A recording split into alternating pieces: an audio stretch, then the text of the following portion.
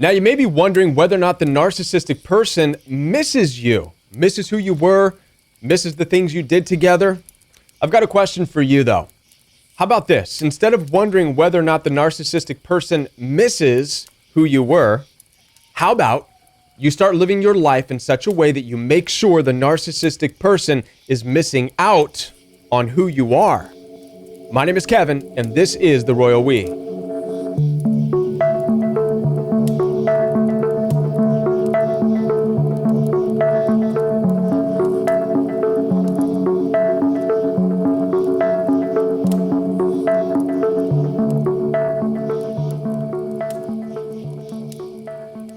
Before we get into this message, I want to let you know that I do take one-on-one appointments. Down in the description box, you'll find access to my calendar to schedule some one-on-one time with me.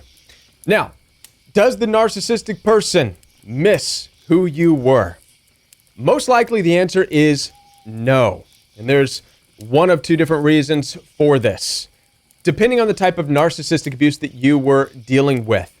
If you were dealing with a borderline personality or a psychopath, one of the reasons in which they may not miss the person you were is because these personality disorders, and yes, it is a disorder, tend to do something called splitting, where they have split you from all the good qualities that you possess in life, and they are only able to focus on the bad things in this life. And chances are all these bad things are lies, and they're all made up, but they exist in the mind of the borderline personality or the psychopath, because again, that's what they do. It's called splitting.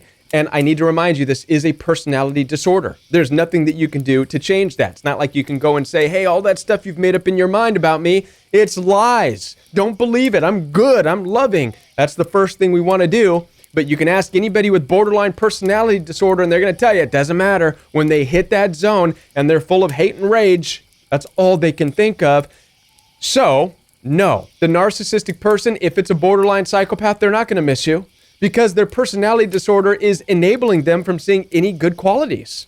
All they see is this made up alternate version in their alternate universe of containing anger. And you're the reason for all their anger. So are they going to look and miss anything about you? No, because have detached you from any good memories that they have. It's very sad. It's very unfortunate. But that is the reality of those personality disorders, all right? Now, if you're not dealing with a borderline or a psychopath, let's say you're dealing with narcissistic personality disorder, and one of the characteristics and one of the traits is that they like to take on your qualities as though they belong to them. Out of envy and out of jealousy and out of not having a stable identity themselves, they look at you, they start to deconstruct what makes you tick and what makes you talk, and they build themselves up with those same qualities, except it's more of a knockoff version. It would be as if someone deconstructed an iPhone and took cheap parts and made a new phone and called it an iPhone. All it is a knockoff version. It doesn't have the intricacies or even the know-how or the wherewithal of the original thing.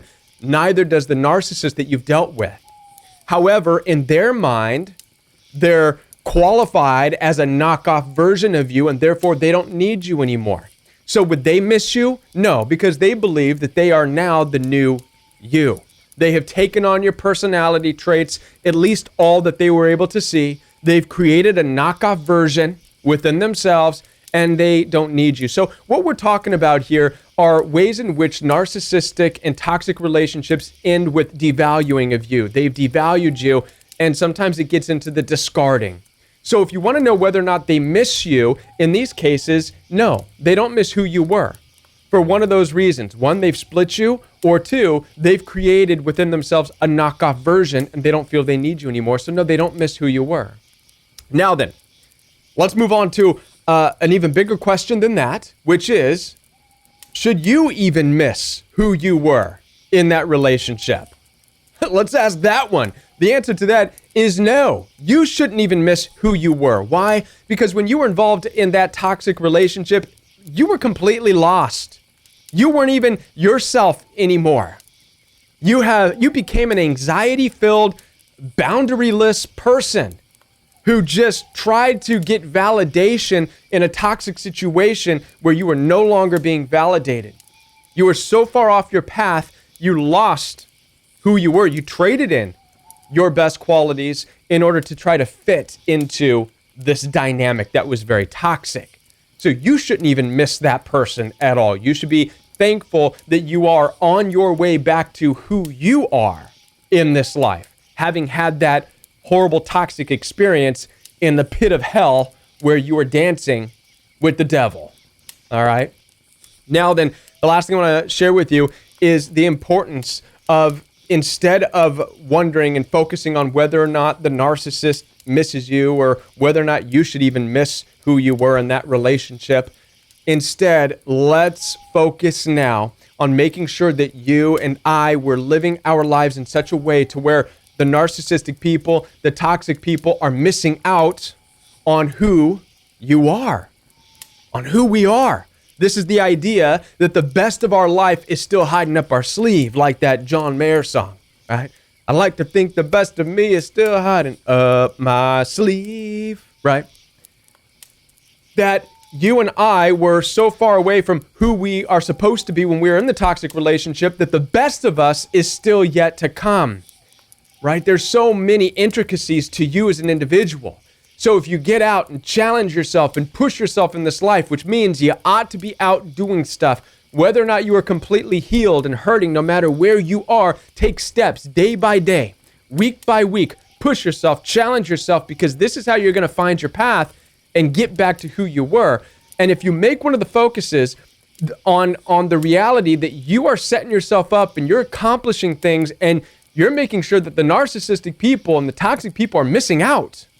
And you're not doing it in a revengeful way. You're not doing it just to make them miss out. You're just making sure that you're living a life that they're missing out on. And if you make that your focus, then you'll be focusing on bettering yourself. You'll be focusing on your life fulfillment. You'll be focusing on your life enjoyment. You will start to stumble upon things, and it's going to push that toxic relationship further back in the distance. You're going to be creating in yourself the reality that the narcissistic toxic relationship was just a bad experience, that the best of you is in front of you. It also causes you to turn your back on the toxic situation as you move forward into the light.